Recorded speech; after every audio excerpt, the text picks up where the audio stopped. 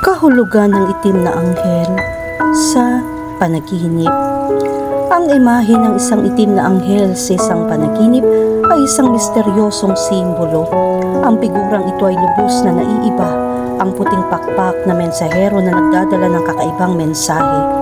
Ang itim na anghel ay kumakatawan sa mga nakatagong aspeto ng iyong sarili.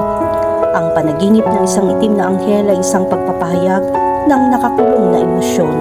Ang panaginip na ito ay senyales na kailangan mong harapin ang sarili mong anino. Bilang karagdagan, ang itim na anghel ay sumisimbolo sa isang mahirap na sitwasyon na iyong kinakaharap. Ito ay ang pagiging komplikado ng iyong kasalukuyang mga kalagayan. Ang mensahe ng itim na anghel sa isang panaginip ay nangangailangan ng iyong pansin. Ito ay isang tawag upang galugari ng pinakamadilim na sulok ng iyong isip at upang maunawaan ang buong espektro ng iyong pagkatao. Ang itsura ng isang itim na anghel sa iyong panaginip ay maaaring magpakita ng iyong panloob na pakikibaka. Marahil ay nakikipagbuno ka sa isang pagbabago sa buhay, isang mahirap na desisyon o isang pakiramdam ng pagkawala. Ang itim na anghel ay sumisimbolo sa kadiliman na maaaring natatakot kang aminin. Kahulugan ng panaginip tungkol sa mga itim na anghel na gumagabay sa iyo. Kapag naramdaman mong naliligaw ka at nag-iisa sa isang madilim na kagubatan, biglang may lumitaw na pikura mula sa mga anino. Maaari ka makaramdam ng kalmado at pag-unawa. Ginagabayan ka ng itim na anghel sa kagubatan. Ang panaginip nito ay nagpapahiwatig na ikaw ay kasalukuyang dumaranas ng isang mahirap na oras. Maaari makaramdam ka ng pagkawala at kailangan mo ng paglilinaw sa direksyon na iyong pupuntahan. Gayunpaman, ang pagkakaroon ng isang itim na anghel ay nagpapahiwatig na hindi ka nag-iisa. Mayroon kang karunungan upang gabayan ka sa mga mahihirap na oras. Kahulugan ng panaginip tungkol sa isang itim na anghel na nakikipag-usap sa iyo. Nakatanggap ka ng mensahe mula sa isang itim na anghel, isang babala tungkol sa potensyal na panganib o isang mahalagang desisyon na dapat mong gawin. Ang mensahe ay malinaw at direkta na walang puwang para sa maling interpretasyon. Ang panaginip na ito ay nagpapahiwatig ng kahalagahan ng pakikinig sa iyong intuwisyon. Ang itim na anghel ay isang mensahero upang ihatid ang mahahalagang impormasyon na maaaring hindi mo napapansin. Bigyang pansin ng mga detalye ng mensahe. Kung nakatanggap ka ng babala mula sa isang itim na anghel, dapat kang kumilos.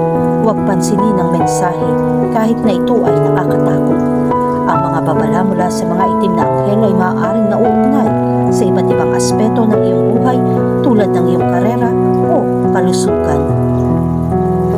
Kahulugan ng panaginip tungkol sa isang itim na anghel na nagproprotekta sa iyo. Kung nakakaramdam ka ng takot sa isang bagay at isang itim na anghel ang darating upang protektahan ka, ang panaginip na ito ay nagpapahiwatig na ikaw ay nahaharap sa isang banta. Ang itim na anghel ay sumisimbolo sa iyong lakas upang humingi ng tamang proteksyon. Kahulugan ng panaginip tungkol sa isang nakakatakot na itim na anghel. Kung tinatakot ka ng itim na anghel sa iyong panaginip, ito ay nagpapahiwatig na natatakot ka sa pagbabago. Ang itsura ng isang itim na anghel ay nagpapalitaw ng pagkabalisa tungkol sa kawalan ng katiyakan sa hinaharap. Ang pagkakaroon ng nakakatakot na itim na anghel ay maaari din maging babala tungkol sa potensyal na panganib o mahihirap na sitwasyon na kailangan mong harapin. Kahulugan ng panaginip tungkol sa isang itim na anghel na lumilipad. Kapag ang isang itim na anghel ay lumipad palayo sa iyo, ang panaginip na ito ay sumisimbolo sa pagtatapos ng isang mahirap na panahon o ang paglutas ng isang problema. Ito ay nagpapakita na ikaw ay overcoming nakaraang karanasan na traumatize sa iyo. Kahulugan ng panaginip tungkol sa isang itim na anghel na umaatake sa iyo.